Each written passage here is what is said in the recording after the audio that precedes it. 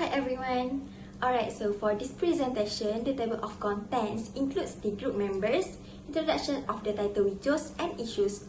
We will also discuss recommended solutions to address these issues, along with justifications for each recommendation based on recent findings and best practices. Finally, we will conclude by summarizing the key points discussed. So now, I will start by introducing the group members. Alright, so this presentation consists of 4 members. First, Anis Izzati binti Ahmad Zambri, 83255, and then Nur Kusina Atisha Amran, 86830, Nur Syafiqah binti Husaini Amir, 86838, and lastly, Tun Batisha Khadijah binti Nasir Effendi, 87062. Alright, so the trigger that we chose for this discussion is trigger 2, which focuses on the rising popularity of remote work among organizations. So remote work, also known as telecommuting or flexible work, allows employees to perform their job duties outside of a traditional office environment, often from their homes or other locations. So this model has gained traction due to advancements in technology, which enables seamless communication and collaboration through various digital platforms. According to the data, with 80% of companies indicating their intent to maintain remote work practices to reduce costs and address absenteeism, this shift is becoming increasingly significant. To illustrate, the European Commission plans to decrease office space by 25 to 30% in the coming years, reflecting a broader trend in the workplace. Now, let's look on the problems of remote working. As we can see here, the statistics from Chief Executive and SHRM in 2021 shows the top remote work challenges.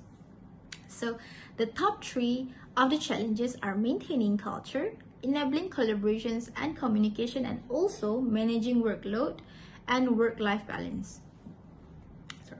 Now, why is maintaining culture a problem? Let's look at it this way.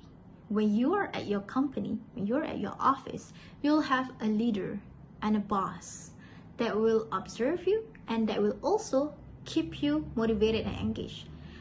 But when you are working virtually, you will have a struggle to achieve the strong leadership, to maintain yourself, to be motivated and engaged with your work. Hence, it will affect your productivity. Next, let's look at the enabling collaboration and communication.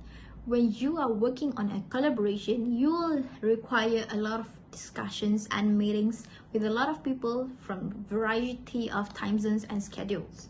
Hence, you will have a hard time to find the right time to fit everyone else's schedule. Yes, platforms like Slack, Skype, and others are there to help you with it. However, it requires proficiency to make it effective. If not, you'll just waste your time trying to figure out on how to use it. The last one is managing workloads and work-life balance.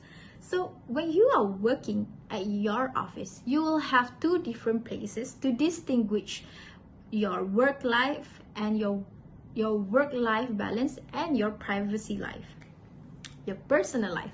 However, when you are working remotely, you will have the difficulty to mentally disengage from work, and also you might get carried on and then make yourself more stressed when you are working at home.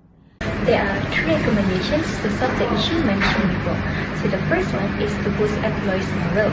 As a responsible employer, employees should foster a strong communication with employees. And this can be done through regular check-ins and scheduling one-on-one and team meetings to stay connected and to address any concerns related to work. Employers should also foster a work-life balance to reduce working stress, and employees should provide weekly recognitions to every employee. For example, if there is a successful work has been done by employee, employer can provide rewards to boost the motivation during working. Next, remote works require the help from technology. So this is when the use of collaboration tools is needed. Emails, messaging, and meeting platforms allow employees to liaise with each other remotely. It also eases the process of communicating ideas or solving issues despite being far from each other. Last but not least, employees must set a clear boundaries of working hours. For example, work-off policy must be established by employer to allow employees to have a balanced work life. So, any work-related task should not be entertained by any employees outside of working hours. Therefore, it allow employees to respect each other off hours, and it will eventually prevent burnout and also overworking. So I'll be talking about why embracing these policies is a smart choice for us. So first, building individual employee connections is a key to maintaining motivation and also engagement.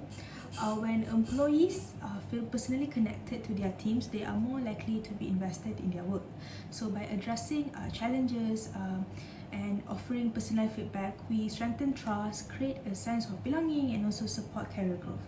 This not only boosts morale but also fosters a culture where employees feel valued and committed to the organization. So next, collaboration tools like Google Meet, Webex and Slack are essential for seamless communications. So these tools make it easy for teams to stay connected in real time, reducing the need for travel and also saving costs. They also ensure that everyone, regardless of location, can contribute effectively, increasing accessibility and also productivity across diverse teams. And lastly, establishing clear work-life boundaries is vital to prevent burnout. So by defining specific working hours and encouraging regular breaks, we actually help employees maintain their healthy balance. So promoting a culture that respects personal time outside of work further supports well-being.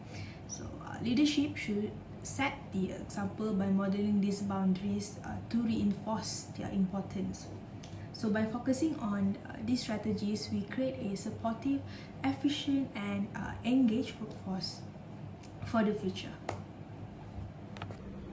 Alright, so to conclude, remote work presents both opportunities and challenges for organizations aiming to maintain a productive workforce.